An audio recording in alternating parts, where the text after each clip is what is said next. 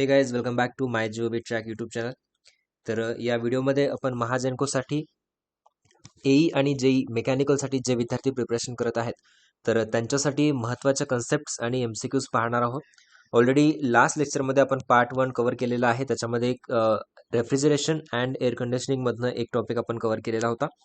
तर हे जे कन्सेप्ट्स आहेत ते तुम्हाला तुमच्या एक्झाममध्ये खूप युजफुल ठरणार आहेत. कारण जर तुम्ही एका कन्सेप्टवरती फोकस केला आणि ती कन्सेप्ट जर प्रॉपर क्लिअर केलेली असेल आणि त्या कन्सेप्टवरनं कुठलाही क्वेश्चन जर तुमच्या एक्झाममध्ये आला तर तो तुम्हाला अटेम्प्ट आणि करेक्ट अटेम्प्ट करता येऊ शकतो. ठीक आहे. तर जेव्हा आपण एखाद्या सब्जेक्टचं प्रिपरेशन करतो त्या सब्जेक्टमधनं काय स्पेसिफिक टॉपिक वाचायला पाहिजे किंवा एखाद्या स्पेसिफिक टॉपिकवरती जास्त फोकस करायला पाहिजे जेणेकरून त्यावरती एक्झाममध्ये क्वेश्चन विचारले जाऊ शकतात. तर असेच टॉपिक आपण या व्हिडिओ लेक्चरच्या सिरीजमधून घेणार आहोत. तर व्हिडिओ जो आहे तो शेवटपर्यंत पहा आणि अजूनपर्यंत तुम्ही टेलिग्राम चॅनल जॉईन नसेल केलं तर टेलिग्राम चॅनलची लिंक जी आहे ती डिस्क्रिप्शनमध्ये अवेलेबल आहे. त्याच्यावरती क्लिक करून तुम्ही टेलिग्राम चॅनल जॉईन करू शकता. आणि महाजेनको एई किंवा जेईसाठी टेस्ट सिरीज आपल्या माय जिओ बी ट्रॅक या ॲपवरती अवेलेबल आहेत. तर तिथून तुम्ही एनरोल करून टेस्ट सिरीज सुद्धा अटेम्प्ट करू शकता. ठीक आहे. तर कालच्या लेक्चरमध्ये आपण रेफ्रिजरेशन आणि एअर कंडिशनिंग या सब्जेक्टमधून एक सर्वात महत्त्वाचा टॉपिक पाहिला होता, तो म्हणजे प्रॉपर्टीज ऑफ रेफ्रिजरंट्स. ठीक आहे. सगळ्या प्रॉपर्टीज पाहिलेल्या आहेत आपण. थर्मोडायनामिक प्रॉपर्टीज पाहिलेल्या आहेत, केमिकल प्रॉपर्टीज पाहिलेल्या आहेत आणि फिजिकल प्रॉपर्टीज पाहिलेल्या आहेत. तर या प्रॉपर्टीजवरनं क्वेश्चन येण्याचे खूप जास्त चान्सेस होते, म्हणून आपण तो टॉपिक कव्हर केलेला आहे. कारण त्या प्रॉपर्टीजवरनं बऱ्याच एक्झाम्समध्ये याआधी सुद्धा क्वेश्चन विचारले गेलेले आहेत. तर तुमच्या एक्झाममध्ये सुद्धा यावरनं प्रश्न येण्याचे चान्सेस होते. तर ज्यांनी तो व्हिडिओ पाहिलेला नसेल तर त्यांनी सर्वात आधी तो व्हिडिओ पहा आणि त्याच्यानंतर आजच्या व्हिडिओ सुरुवात करण्याच्या आधी आपण 2 क्वेश्चन तुमच्यासाठी होमवर्कसाठी देणार आहोत. तर त्या 2 क्वेश्चनचा आन्सर सर्वांनी कमेंट बॉक्समध्ये कमेंट करून सांगायचा आहे. पहिला क्वेश्चन आहे, the refrigerant for refrigerator should have option A high sensible heat, high total heat, high latent heat की low latent heat. Question number 1 चं आन्सर काय असेल हे कमेंट बॉक्समध्ये कमेंट करून सांगायचं सर्वांनी. कारण ऑलरेडी मी हे काल तुम्हाला लेक्चरमध्ये शिकवलेलं आहे, तर तुम्हाला कळलं असेल तर यायलाच पाहिजे. क्वेश्चन नंबर 1चं जे काय करेक्ट आन्सर असेल ते कमेंट बॉक्समध्ये देऊ शकता. त्याच्यानंतर सेकंड क्वेश्चन, आणि हा जो प्रश्न आहे तो जेई लेवलच्या एक्झाममध्ये येऊ शकतो. आणि जर एई लेवलचा प्रश्न म्हटलं तर मल्टिपल चॉईसमध्ये तुम्हाला एई लेवलच्या एक्झाममध्ये क्वेश्चन येऊ शकतो. क्वेश्चन आहे, which are the wrong statements for required refrigerant properties. Statements आहेत 4. High latent heat of vaporisation, higher critical temperature, high boiling point, high specific heat of liquid. तर ऑप्शन आहेत A only, B only, A and B both, C and D both. ठीक आहे. Question number 2चं काय answer असेल ते सुद्धा तुम्हाला comment बॉक्समध्ये सांगायचं आहे. सर्वांनी या 2 क्वेश्चनचे आन्सर्स कमेंट बॉक्समध्ये द्या, कारण हा प्रश्न एई लेवलच्या एक्झाममध्ये विचारण्याचे चान्सेस आहेत. प्रॉपर्टीज ऑफ रेफ्रिजरंट, सर्व प्रॉपर्टीज तुम्हाला माहिती पाहिजे. थर्मोडायनामिक प्रॉपर्टीज असो, केमिकल प्रॉपर्टीज असो आणि फिजिकल प्रॉपर्टीज असो. त्याच्यासोबतच आपण मिसिबिलिटी ऑफ म्हणजे रेफ्रिजरेशनचं मिसिबिलिटी ऑफ ऑइल हे पण पाहिलेलं आहे, की कुठले रेफ्रिजरंट्स मिसिबल आहेत, कुठले पार्शियली मिसिबल आहेत, कुठले इमिसिबल आहेत. त्यावरनं पण एक्झाममध्ये प्रश्न विचारले जाण्याचे चान्सेस आहेत. तर हे तर झालं लास्ट लेक्चरचं होमवर्क तुम्हाला. आता आपण या लेक्चरमध्ये सर्वात दुसरा महत्त्वाचा पॉईंट म्हणजेच रेफ्रिजरेशन अँड एअर कंडिशनिंग याच सब्जेक्टमधून पाहणार आहोत, जो की वेपर कॉम्प्रेशन रेफ्रिजरेशन सिस्टम, याला शॉर्टमध्ये आपण VCR सुद्धा बोलतो. VCR म्हणजे काय, वेपर कॉम्प्रेशन रेफ्रिजरेशन सिस्टम. तर या लेक्चरमध्ये आपण सुरुवातीला कंपोनंट्स पाहणार आहोत, की VCR मध्ये कोणकोणते कंपोनंट्स आपण यूज करतो, सायकल कुठली असते ते त्याचे डायग्राम पाहणार आहोत, प्रोसेसेस कुठकुठल्या असतात, त्याच्यानंतर त्याचं वर्किंग काय असतं आणि एक्झाममध्ये क्वेश्चन कशा प्रकारे विचारला जातो या VCR मधून. ठीक आहे. तर हे पाहणार आहोत. तर सुरुवातीला आपण एक सॅम्पल क्वेश्चन पाहूया, की एक्झाममध्ये या VCR म्हणजेच वेपर कॉम्प्रेशन रेफ्रिजरेशन सिस्टम मधून कशा प्रकारे क्वेश्चन विचारला जातो. तर हा आहे तुमचा क्वेश्चन, सॅम्पल क्वेश्चन, की अशा प्रकारचे क्वेश्चन्स तुम्हाला एक्झाममध्ये विचारले जाण्याचे चान्सेस आहेत. ही डायग्राम मी सोल्युशन म्हणून दिलेली आहे. एक्झाममध्ये ही डायग्राम नसेल, फक्त क्वेश्चन असेल. क्वेश्चन काय आहे, in a vapour compression system the condition of refrigerant before entering the compressor is. काय विचारलं तुम्हाला, की रेफ्रिजरंटचं कंडिशन विचारले. एक तर तुम्हाला फेज विचारतील, एक तर वेपरमध्ये आहे का लिक्विडमध्ये आहे, सॅच्युरेटेड वेपरमध्ये आहे, सुपर हिटेड वेपरमध्ये आहे का सॅच्युरेटेड लिक्विडमध्ये आहे, म्हणजे त्याचं फेज, रेफ्रिजरंटचा फेज विचारतील तुम्हाला. किंवा बाकी काय कंडिशन्स, म्हणजे प्रेशर कसं आहे, हाय आहे लो आहे, टेम्परेचर कसं आहे, हाय आहे लो आहे, अशा प्रकारे. ठीक आहे. तर अशा प्रकारचे क्वेश्चन्स एक्झाममध्ये विचारला जाऊ शकतात. आता हा प्रश्न काय आहे, what is the condition of refrigerant before entering the compressor, म्हणजे कॉम्प्रेसरला एंटर करण्याच्या आधी त्याचं कंडिशन काय आहे. एक्झाममध्ये तुम्हाला कॉम्प्रेसरच्या आउटलेटला कंडिशन काय असा पण प्रश्न विचारला जाऊ शकतो, किंवा कंडेन्सरच्या इनलेटला काय, कंडेन्सरच्या आउटलेटला काय कंडिशन असतं, एक्सपान्शन व्हॅल्वच्या आउटलेटला काय कंडिशन असतं, किंवा इव्हॉपरेटरच्या एंटरिंग करण्याच्या आधी काय असू शकते, किंवा इव्हॉपरेटरच्या आउटलेटला काय कंडिशन असू शकते. म्हणजे प्रत्येक पॉइंटला इनलेट आउटलेटच्या कंडिशन्स तुम्हाला माहिती पाहिजेत आणि यावरनं एक्झाममध्ये क्वेश्चन बनवू शकतो. ठीक आहे. तर आपण याच पॉइंटला डिटेलमध्ये डिस्कस करणार आहोत या व्हिडिओमध्ये. तर स्टार्ट करूया. स्टार्ट करण्याआधी जर तुम्ही अजूनपर्यंत माय जीओबी ट्रॅक या यूट्यूब चॅनलला सबस्क्राईब नसेल केलं तर सबस्क्राईब करून बेल आयकॉन प्रेस करा, जेणेकरून अशाच प्रकारचे इम्पॉर्टंट कन्सेप्ट तुम्हाला त्याचं अपडेट मिळत जाईल. ठीक आहे. तर सुरुवात करूया आपण कंपोनंट्स पासून. वेपर कॉम्प्रेशन रेफ्रिजरेशन सिस्टममध्ये कोणकोणते कंपोनंट्स असतात. एक बेसिक ब्लॉक डायग्राम आहे, त्याच्यामध्ये 4 कंपोनंट आहेत बेसिक, जे की कॉम्प्रेसर आहे पहिलं, दुसरं आहे कंडेन्सर, तिसरं आहे एक्सपान्शन वाल्व आणि चौथं आहे इव्हॉपरेटर. कंपोनंट्स कळाले, कॉम्प्रेसर, कंडेन्सर, एक्सपान्शन वाल्व आणि इव्हॉपरेटर. ठीक आहे. जर सायकल डायग्राम बघितली तर 1 to 2 मध्ये काय येतं, कॉम्प्रेसर, 2 to 3 मध्ये आपण इथे कंडेन्सर यूज करतो, 3 to 4 मध्ये एक्सपान्शन वाल्व असतं आणि 4 to 1 मध्ये अगेन इव्हॉपरेटर असतं. ठीक आहे. सायकल कशी चालली, 1 2 3 4 अँटी क्लॉकवाईज चालली, बरोबर, अँटी क्लॉकवाईज. याला रिव्हर्स रँकिंग सायकल सुद्धा म्हणतात. ठीक आहे. एक लक्षात ठेवा, पुढे आपण पाहूच या. तर कंपोनंट्स कळाले तुम्हाला. कॉम्प्रेसरचं फंक्शन काय आहे, कॉम्प्रेस करतं, प्रेशर टेम्परेचर इन्क्रीज करतं, माहितीच असेल तुम्हाला. कंडेन्सरचं फंक्शन काय आहे, कंडेन्सिंग कॉइल्स जे असतात त्याला आपण हीट रिजेक्ट करतो, म्हणजे कंडेन्स कूल करतं, वेपरचं लिक्विडमध्ये कन्व्हर्जन करतं कंडेन्सर. एक्सपान्शन वाल्व काय करतं, प्रेशर रिड्यूस करतं. इथे जे प्रेशर असतं, जर सपोज इथे हाय प्रेशर असेल तर एक्सपान्शन वाल्व मधून गेल्यानंतर प्रेशर त्याचं कमी होतं, म्हणजे प्रेशर रिड्युसिंग करतं आणि प्रॉपर एक मीटर अमाऊंट ऑफ फ्लो तो पाठवतोय इव्हॉपरेटरला, एक्सपान्शन वाल्व. ठीक आहे. इव्हॉपरेटर काय करतं, इव्हॉपरेटर मध्ये कॉइल्स असतात, आपण हीट सप्लाय करतो, तर हे लिक्विडचं कन्व्हर्जन वेपरमध्ये करतं इव्हॉपरेटर. ठीक आहे. एक बेसिक फंक्शन झाले. अगेन जर तुम्हाला प्रॉपर पाहायचं असेल तर इथे नोटमध्ये पण मी नोट डाऊन केलेलं आहे. कॉम्प्रेसरचं काय फंक्शन आहे, the function of a compressor is to remove the vapour from the evaporator, बरोबर. हे इव्हॉपरेटर आहे, इव्हॉपरेटर मधनं वेपर कॉम्प्रेसरकडे चाललाय. ठीक आहे. So compressor, function of compressor is to remove the vapour from the evaporator and to raise its temperature and pressure. मी सांगितलं तुम्हाला आधीच की कॉम्प्रेसर काय करतं, प्रेशर टेम्परेचर इन्क्रीज करतं to a point such that it can be condensed with the available condensing media. म्हणजे evaporator मधून तो कॉम्प्रेसर कडे जाणार रेफ्रिजरंट आणि कॉम्प्रेसर कडून जाणार कंडेन्सर कडे. ठीक आहे. तर असं असतं फंक्शन कॉम्प्रेसरचं. बेसिक फंक्शन यावर एक्झाम मध्ये नाही विचारणार की फंक्शन काय आहे म्हणून, ते तुम्हाला माहितच आहे.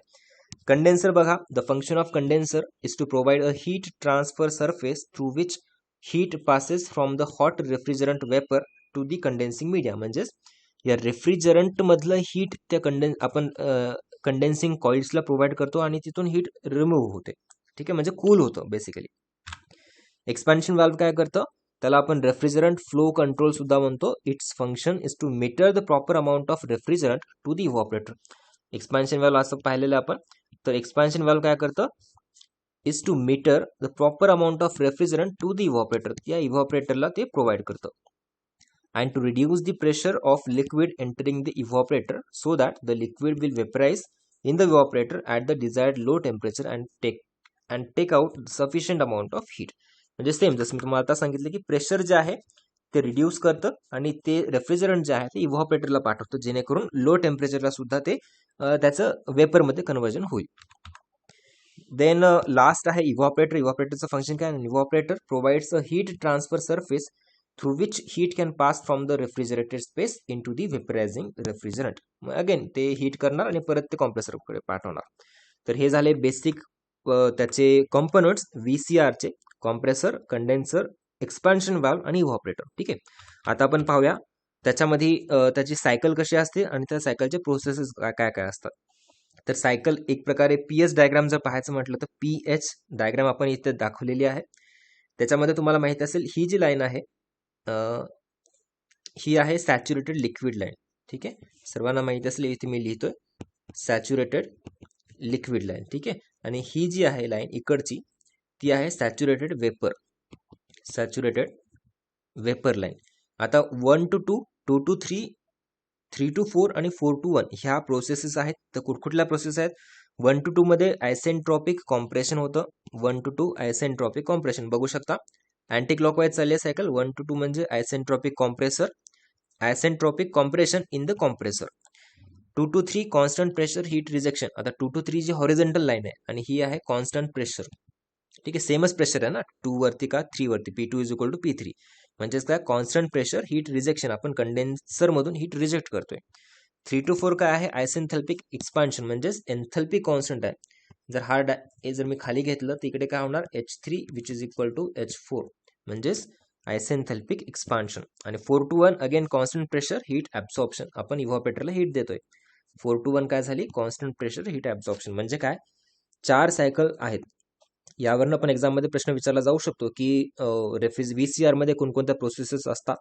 तर लक्षात ठेवा 1 to 2 isentropic compression, 2 to 3 constant pressure heat rejection, 3 to 4 isenthalpic expansion, 4 to 1 constant pressure heat absorption. आता याच्यामध्ये 2 क्वेश्चन इथे सुद्धा बनवू शकतात. हीट रिजेक्शन आणि हीट ॲब्सॉर्प्शन. हीट रिजेक्शन कुठे होते? कंडेन्सर मध्ये हीट रिजेक्शन होते. ठीक आहे, दिसते कंडेन्सर मध्ये हीट रिजेक्शन होते. हीट ॲब्सॉर्प्शन कुठे होते? हे इव्हॉपरेटर मध्ये हीट ॲब्सॉर्प्शन होते. ठीक आहे, आयसेंट्रॉपिक कॉम्प्रेशन कुठे होते? कॉम्प्रेसर मध्ये होते. आणि आयसेंथॅल्पिक एक्सपान्शन कुठे होते? तर हे होते आपल्या एक्सपान्शन डिव्हाइस मध्ये. Expansion device. ठीक आहे, एक्सपान्शन डिव्हाइस मध्ये. तर हे झाले प्रोसेस. आणि आपण PS डायग्राम बघितली. TS डायग्राम सुद्धा पाहू शकतो आपण याची. PS डायग्राम आहे, ही आहे TS डायग्राम. TS डायग्राम काढायची म्हटलं तर again same 1 to 2 isentropic compression. हे 2 to 3 झाली constant pressure heat rejection condenser मध्ये. 3 to 4 आयसेंथॅल्पिक एक्सपान्शन आणि 4 to 1 again constant pressure heat absorption in the evaporator. ही झाली TS डायग्राम. दोन्ही तुम्हाला माहिती पाहिजे डायग्राम्स. आता 1 पॉईंट कुठे आहे? सॅच्युरेटेड वेपर वरती आहे. 2 जो आहे तो सुपर हिटेड वरती आहे, कारण बाहेर गेला ना हा. तर हा काय झाला? सुपर हिटेड वेपर झाला. 2 पॉईंट. 1 कुठे आहे? तर आहे सॅच्युरेटेड वेपर लाईन वरती आहे. Saturated vapour. 3 पॉईंट कुठे आहे? सॅच्युरेटेड लिक्विड वरती आहे. सॅच्युरेटेड लिक्विड वरती. आणि हा तर मध्ये झाला. ओके, तर हे झालं TS डायग्राम. आणि आपण याच्या आधी पाहिलेली PH डायग्राम. तर जसं मी तुम्हाला एक आधी क्वेश्चन दाखवला की एक्झाममध्ये कशा प्रकारचे क्वेश्चन विचारले जाऊ शकतात. तर एक तर तुम्हाला या प्रोसेसवरती क्वेश्चन विचारला जाऊ शकतो की काय काय प्रोसेस असतात VCR मध्ये. किंवा आता कंडिशन विचारलं जाऊ शकतं. कंडिशन म्हणजे प्रत्येक पॉइंट वरती त्या रेफ्रिजरंटचं कंडिशन काय आहे. जेव्हा रेफ्रिजरेशन इव्हॉपरेटरच्या बाहेर निघाला तेव्हा काय कंडिशन आहे, कॉम्प्रेसरच्या आत जातोय तेव्हा काय कंडिशन आहे. ठीक आहे, तर प्रत्येकाचं इनलेट आणि आउटलेट असतं. आता सपोज इथे एक रफ डायग्राम मी तुम्हाला दाखवतोय. हा कंडेन्सर आहे. ठीक आहे, देन हा कॉम्प्रेसर आहे. त्याच्यानंतर इव्हॉपरेटर आहे, ई ने डिनोट करतो मी. आणि हे एक्सपान्शन डिव्हाइस आहे. ठीक आहे, 1 2 3 आणि 4 ही बेसिक डायग्राम आपण आधीच पाहिलेली आहे. ठीक आहे, तर कॉम्प्रेसरचे 2 एंड आहेत, एक इनलेट एक आउटलेट. इनलेट म्हणजे कुठला? 1. ठीक आहे, हा 1 इनलेट झाला कॉम्प्रेसरचा, सेकंड झाला आउटलेट. कंडेन्सरचे पण 2 इनलेट, एक इनलेट एक आउटलेट आहे. तर कंडेन्सरचा इनलेट कुठला झाला? 2.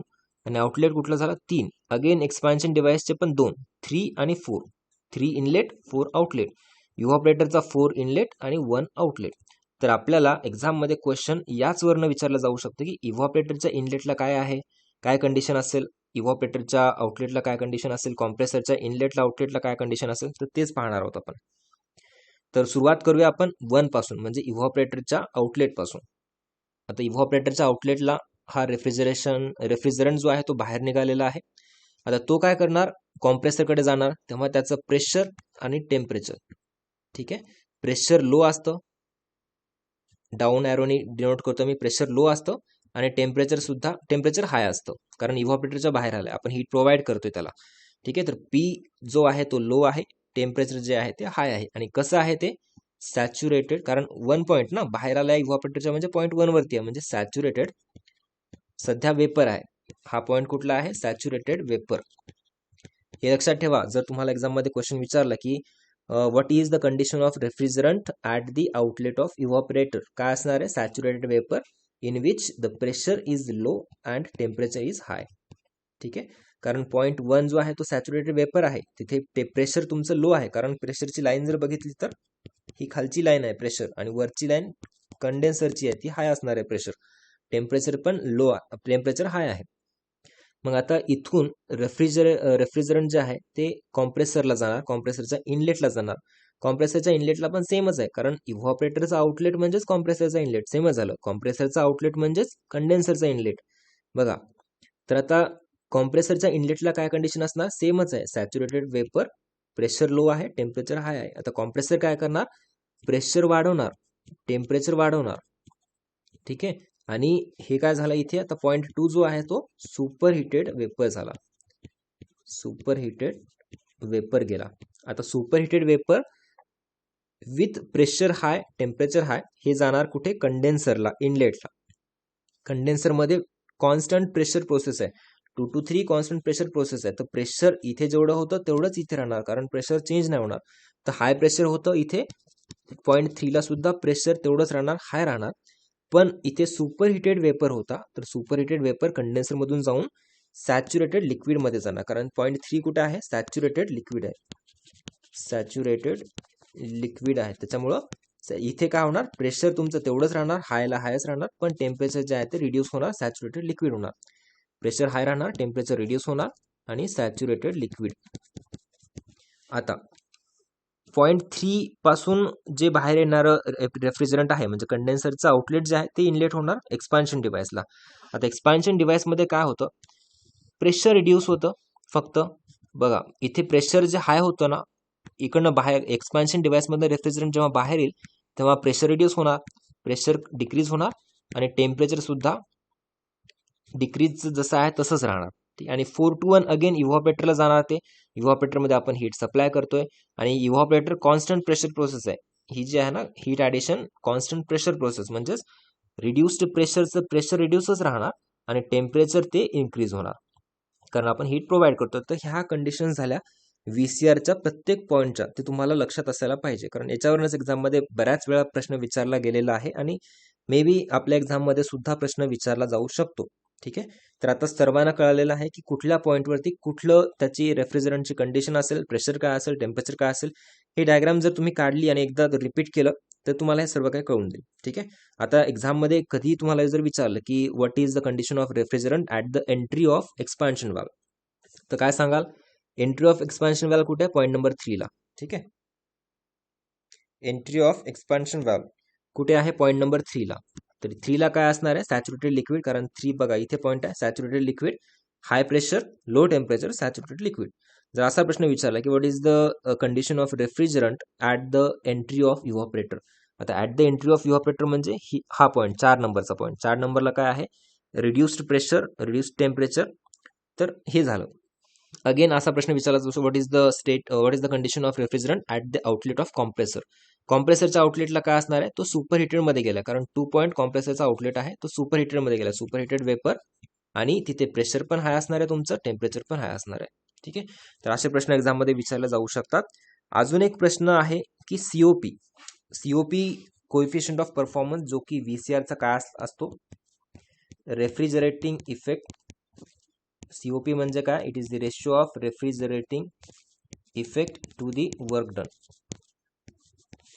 आणि वर्क डन इथे कोणाचं वर्क डन होतंय, वर्क डन बाय कॉम्प्रेसर. ठीक आहे, कॉम्प्रेसरला आपण वर्क प्रोव्हाइड करतोय बाहेरनं एक्सटर्नल. तर याचा फॉर्म्युला काय तयार होणार इथे, रेफ्रिजरेटिंग इफेक्ट म्हणजे हा इफेक्ट जो की इव्हॉपरेटरमध्ये तयार होते. म्हणजे आउटलेट मायनस इनलेट करायचं असेल एन्थल्पीसाठी, तर H1 आणि H4 ही आहे एन्थल्पी ॲट द, H4 म्हणजे काय, enthalpy at the entry of the evaporator, आणि H1 is the enthalpy at the outlet of evaporator. म्हणजेच आउटलेट मायनस इनलेट घ्यायचं म्हटलं तर H1 minus H4 divided by work done मध्ये काय होणार, कॉम्प्रेसरचं वर्क डन बघा, H2 is the enthalpy at the outlet of compressor, H1 is the enthalpy at the inlet of compressor. Again, work done by compressor is equal to H2 minus H1, outlet minus inlet, H2 minus H1. याला मी असं पण लिहू शकतो की 3 to 4 जी आहे ती आयसेंथॅल्पिक process आहे. म्हणजे हे जर मी खाली घेतलं तर H3 बरोबर H4 येणार, कारण एन्थॅल्पी कॉन्स्टंट आहे ना. तर मग इथे मी H1 मायनस H3 पण लिहू शकतो. H4च्या जागी मी H3 सुद्धा लिहू शकतो, divided by H2 minus H1. तर हा झाला COPचा फॉर्म्युला. तर यावरनं पण असिस्टंट इंजिनियरच्या एक्झाममध्ये एखादा न्यूमेरिकल सिम्पल देतील आणि त्यावरनं एक्झाममध्ये क्वेश्चन पण विचारला जाऊ शकतो की COP काय असेल. तुम्हाला व्हॅल्यूज देतील H1, H2 आणि H3च्या, तर तिथून तुम्हाला ते काढता आलं पाहिजे. ठीक आहे.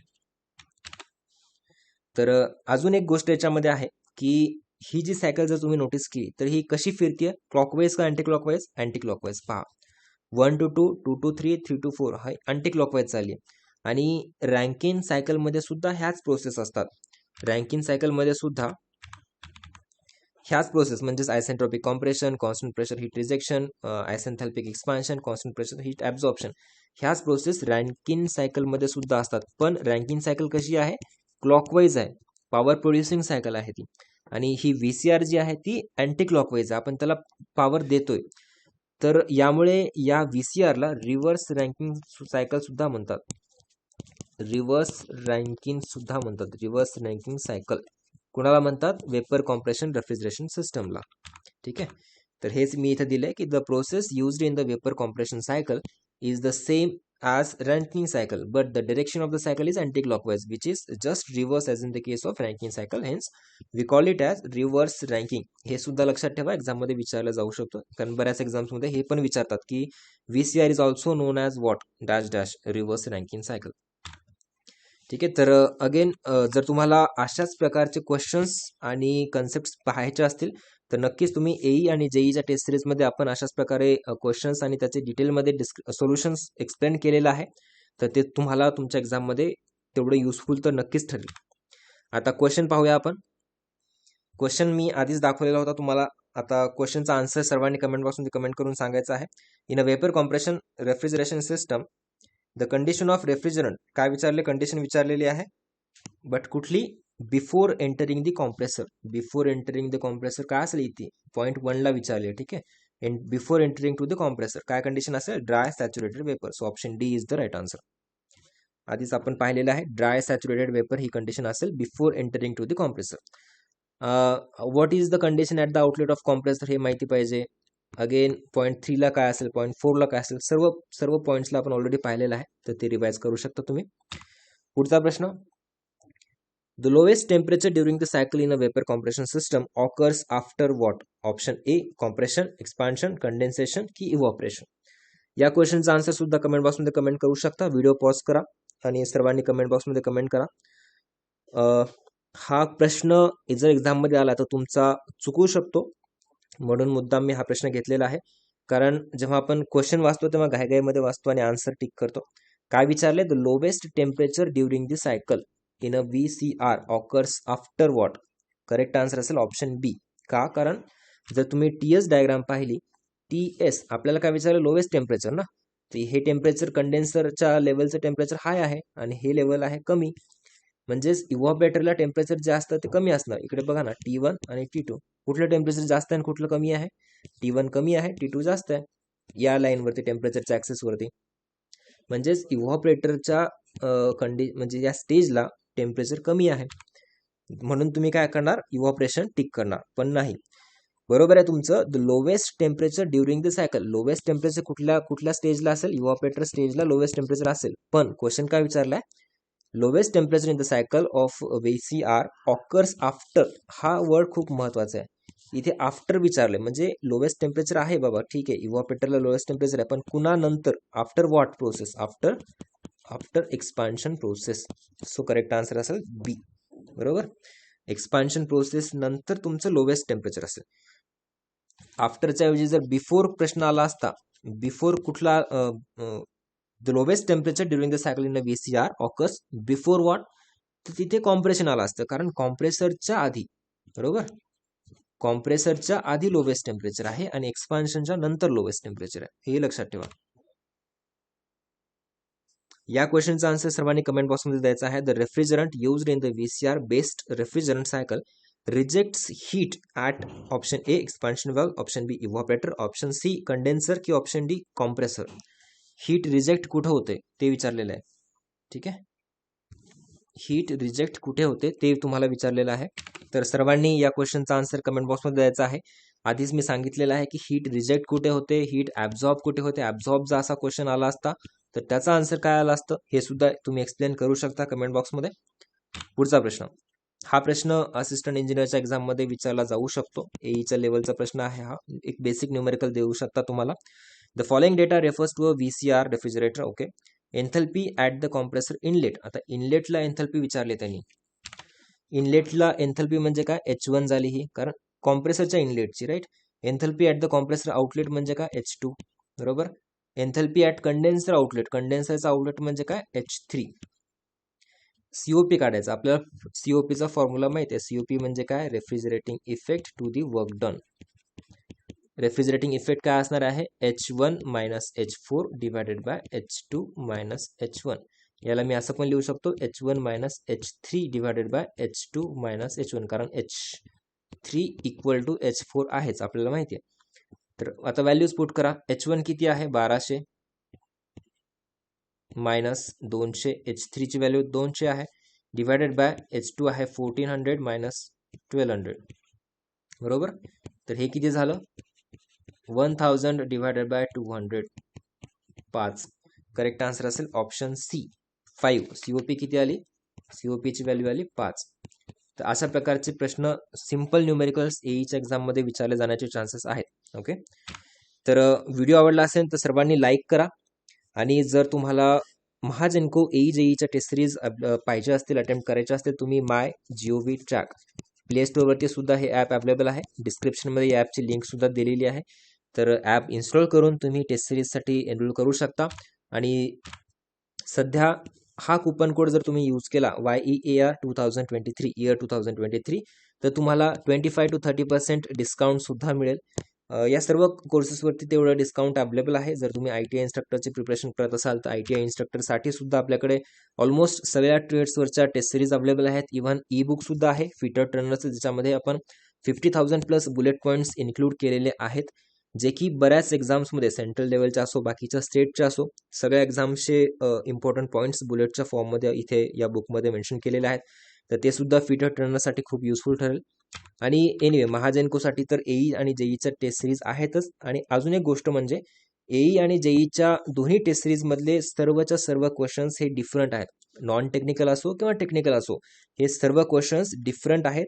दोन्ही म्हणजे कॉमन असा कुठलाही क्वेश्चन नाही. याच्यामधले सर्व क्वेश्चन वेगळे आहेत, याच्यामधले सर्व क्वेश्चन्स वेगळे आहेत. ठीक आहे. जर तुम्ही दोन्ही एक्झामसाठी प्रिपरेशन करत असाल तरी दोन्ही टेस्ट सिरीजसाठी जॉईन करू शकता. जर या व्यतिरिक्त काही डाऊट असेल तर कमेंट बॉक्समध्ये कमेंट करून सांगू शकता. व्हिडिओ आवडला असेल तर नक्कीच लाईक करा. जे तुमचे फ्रेंड्स आहेत जे महाजेनको-साठी प्रिपरेशन करत असतील त्यांच्यासोबत सुद्धा शेअर करा. आणि दॅट्स इट. अजूनपर्यंत जर MyGOV ट्रॅक यूट्यूब चॅनलला सबस्क्राईब केलं नसेल तर सबस्क्राईब करून बेल आयकॉन प्रेस करा, जेणेकरून नेक्स्ट इम्पॉर्टंट कन्सेप्ट्स आणि MCQचे व्हिडिओज तुम्हाला त्याचा अपडेट मिळत जाईल. Thank you so much for watching this video. Thank you.